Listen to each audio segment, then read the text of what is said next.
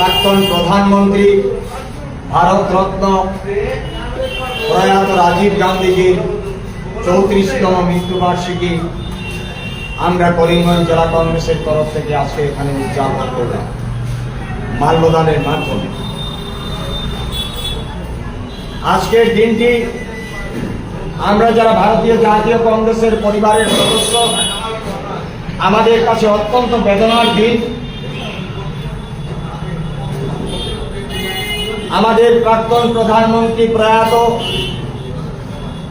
রাজীব গান্ধীজিকে একটি নির্বাচনী জনসভায় ভাষণ দেওয়ার পর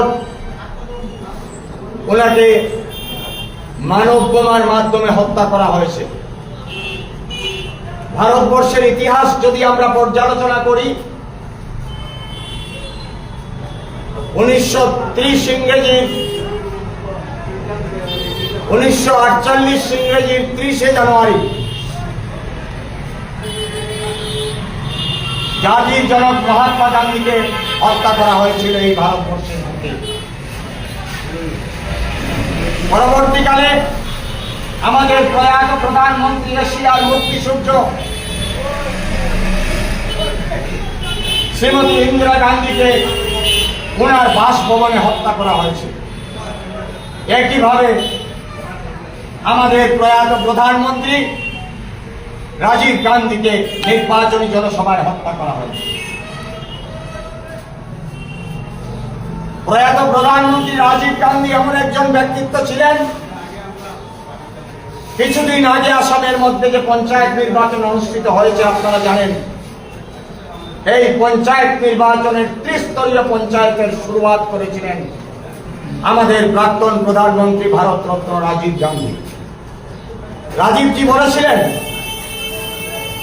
যে গ্রামীণ স্বরাজ যত সময় পর্যন্ত হবে না, জনগণের হাতে যত সময় পর্যন্ত ক্ষমতা তুলে দেওয়া হবে না, ক্ষমতার বিকেন্দ্রীকরণ যত সময় পর্যন্ত করা হবে না, তত সময় পর্যন্ত ভারতবর্ষকে এগিয়ে নিয়ে যাওয়া সম্ভব হবে না। তাই ত্রিস্তরীয় পঞ্চায়েতের মাধ্যমে রাজীব গান্ধী এই পঞ্চায়েত নির্বাচনের সূচনা করেছিলেন।